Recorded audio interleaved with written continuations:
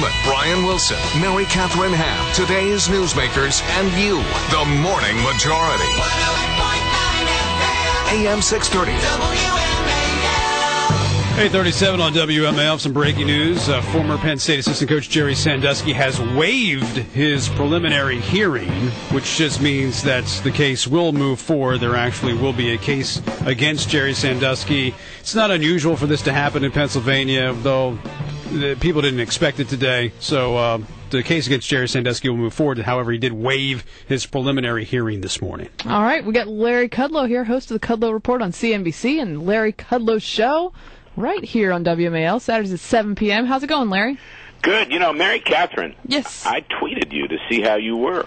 You did? I didn't see it. You posted you tweeted and said you got hurt doing something, and I made a rare social, I mean, I tweet a lot, but I don't tweet to individuals except in your case because you're so special, and I tweeted. So how are you? I'm doing good. I don't know what injury I had probably when I hurt my, because I got sick on the mountain. Probably. She climbed Mount Kilimanjaro. Yeah. And got sick. I got altitude sickness. That'll do it. Yeah. Out of pocket for a couple of weeks. I was really worried, especially for this morning show. Mary Catherine, you just kind of hold this thing together. Yeah, she's the glue. And I will look up your tweet since it was so special, and I will respond to it properly. Well, I want to ask you, as a fellow lover of capitalism, how you feel about Newt's attack on Mitt Romney from the Bain Capital angle yesterday. Well, yeah, I heard about it. It's funny. I guess I heard about it too late. We didn't cover it on our show. I wasn't thrilled about it. I guess I've been pretty proud of Newt the way he's run, and I wrote a piece last week about Newt as a supply sider with sizzle. I think that's his best story. Former Jack Kemp pal that he is, and of course Jack was my mentor, but I heard about this thing, and then I read up on it a little bit. I see where he's coming from. He's taking a little reverse riposte at Mitt Romney, but my hope is we won't see any more of that. Newt has been saying for it's an honorable business, and Mitt Romney's an honorable man, and Mitt did a great job at Bain Capital.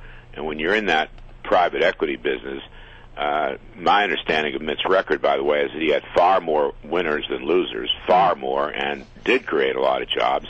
And that's part of capitalism, and it's part of entrepreneurial capitalism. We need those private equity guys to either take over companies and set them right or start up companies. So I do not want to see that because I think Mitt did a great job during his career. Newt has been saying for a couple of weeks now, you worked in the Reagan White House, that he worked with Jack Kemp, he worked with Reagan, the supply siders.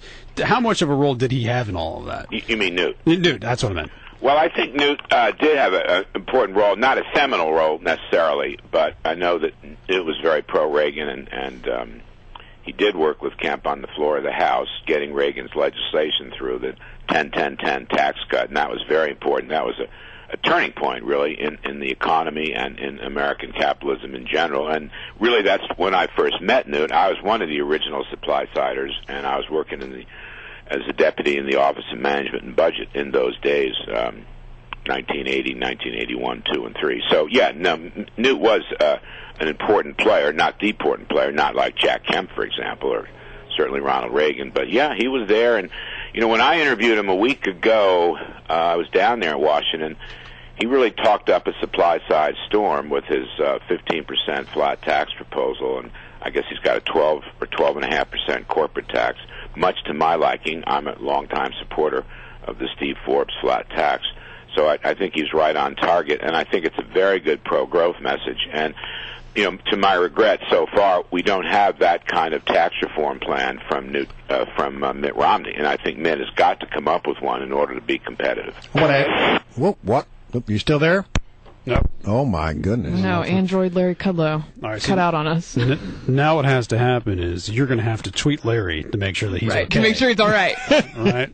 So, I'll tell you what happened. It was my turn to ask a question, and obviously he was so threatened by that possibility, about the question might be so difficult and so hard to answer that he just couldn't face it, I guess. Indeed. You have to tweet him to make sure that he's okay, that he didn't get kind of an accident or anything like that. I don't know what happened. He wasn't driving, was he? No, I'm sure he was not driving. So we'll try to get back with Larry.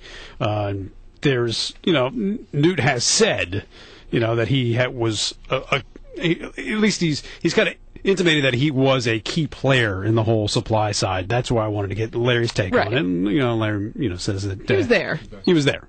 He was there, He's but back. he wasn't there. So now's your chance. Larry? And I just want to say that I think Newt believes in the incentive model, which is very important, and that's the key to understanding the growth effect of supply side. If it pays more after tax to work and invest, work, produce, invest, take risks, you will do so. And if you tax something, you'll get less of it. You tax something less, you'll get more of it. And I think Newt gets that model, and I just want to say I want to see much more from Mitt Romney. Mitt has been inadequate so far on tax reform.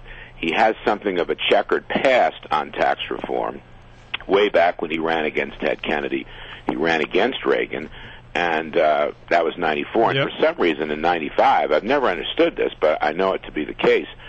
As a citizen, Mitt Romney ran ads in 96 against the presidential campaign of Steve Forbes, and specifically against the Steve Forbes flat tax proposal, 17%, and just said it was a tax cut for rich people, therefore not understanding the concept at all. So that's disappointing, and I'd want to see a really good, full-fledged pro-growth tax reform from Mitt Romney. I think he needs one desperately. All right, Larry, good to have you on as always. We appreciate it. Thanks Talk to you next week. Thanks for calling back. Okay, bye-bye.